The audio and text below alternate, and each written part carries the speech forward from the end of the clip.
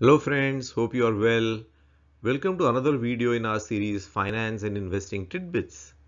The theme of this video is why firms do a buyback of shares and what should investors do? Should they surrender or hold on to the shares? What are the generic principles? Buyback in the Indian context is the exact opposite of an IPO. In an IPO, new shares are created and the subscribers pay money towards acquiring those shares. In a buyback, in India, exactly opposite happens. Investors surrender their shares and a company pays money to them against those shares. In some geographies, like the US, shares can be purchased back or bought back as if it's an investment. They call it as treasury operations, and these shares can be sold back. But this is not allowed in India. In India, buyback is like reduction of capital and is subject to more stringent regulations. Reduction in equity has implications for safety and risk profile for other stakeholders such as lenders and vendors, and therefore in India it is more controlled as compared to in other geographies. In India, buyback is done for broadly four reasons. So let's explore each of them one by one. The first reason is to return excess cash that the firm may have. This excess cash is held out of plowing back of profits. So profits which are not distributed to shareholders pile up on the balance sheet. On one hand, they reflect in higher equity. On the other hand, they also reflect in the form of assets, in the form of cash and cash equivalents and short-term investments. So the excess cash the firm may or the company may like to return back to the shareholders, but when it does it, it also results into reduction in equity because as we know, the balance sheet has two sides. So if you try to reduce cash on the asset side, it has to also reflect on the other side and the equity comes down. When the equity comes down, in a way, it is reducing the burden on the management because finally it is shareholders' money which is lying with the company. By returning the money by way of buyback, the management is reducing the burden to service that much excess equity. Second reason could be that many firms look at return on equity as a very important metric and they even announce targets around this. Now, return on equity is defined as net profit divided by equity. Now, higher equity would mean that being in the denominator, the return on equity becomes lower. And hence, firms prefer to return cash and reduce equity to improve their return on equity. The third reason is that the overall cost of capital can also come down because of buyback. Now remember, the cost of equity is much higher than debt, and I have dealt with this issue in a separate video.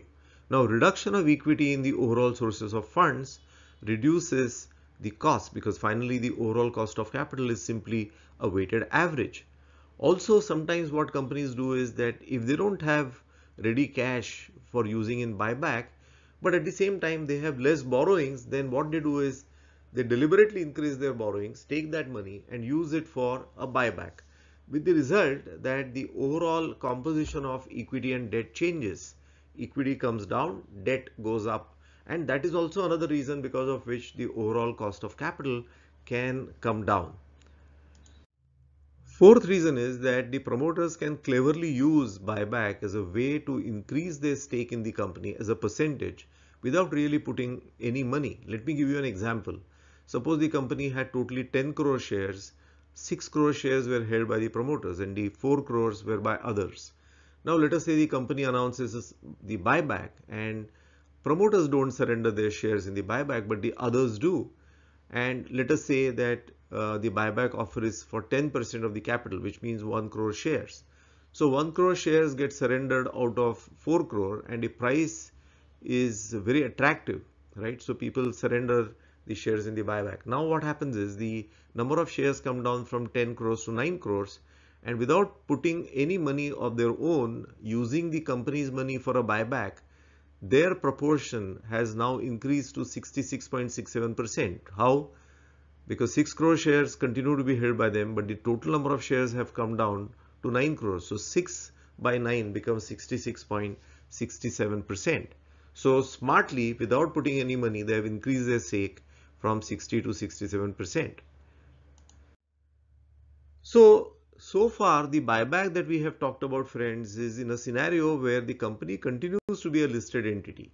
If the promoters want to buy the shares of existing investors with a view to finally delist the company, like what has happened with some of the multinational companies' subsidiaries in India, it's a very different paradigm. Also, if a company is going to do a buyback with a clear objective of delisting, because SEBI also expects them to maintain a certain amount of public shareholding, but if it's a clear strategy of the company to delist, then that's a paradigm that we need to also keep in mind.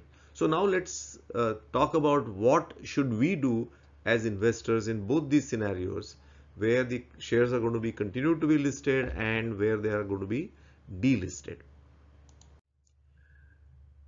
In a scenario where the shares are going to be delisted, I think it is much better to surrender the shares, as later on exit will become very, very difficult, and exit is a very important dimension of any investment.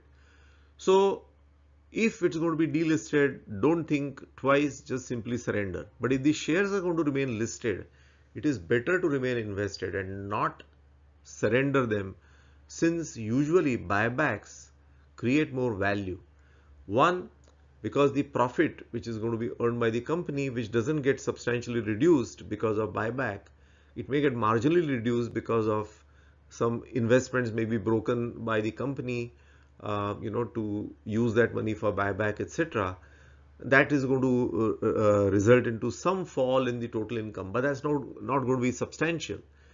But even if it's minor reduction in profit, that profit pool is going to be divided across much less number of shares, and therefore the earning per share is going to improve. So therefore my suggestion is that usually you should not surrender your shares in a buyback. But there is one exception, and that's quite interesting, that I want to talk about. I experienced in one such case of a buyback that around the date of surrender of the shares to avail of the buyback offer, the prices of the same share which were prevailing in the market were at 20% discount to the price at which the buyback was. Of course, on surrender of shares, there would be a capital gains tax. So let's take example that the surrender price is 1000 rupees and the prevailing price is 800 rupees. Now by surrendering the shares for 1000 rupees, let's say that it's going to result into 70 rupees of tax for you. So 1000 minus 70, 930 per share is going to be your realization. But that's still better than the prevailing price. So in that case, you should definitely surrender the shares and buy exactly the same number of shares in the market, right? And you can pocket the difference of 130 in this example. The only challenge with this is that by the time you realize your money, it will take a little while after surrendering the shares in the buyback. But you'll have to arrange for money to be paid for buying the shares in the market. So that's the only challenge. But otherwise, it can be a wonderful opportunity. I hope you like this video. For more such videos, do explore our channel, Dr. Abhijit Phadnis. Thank you.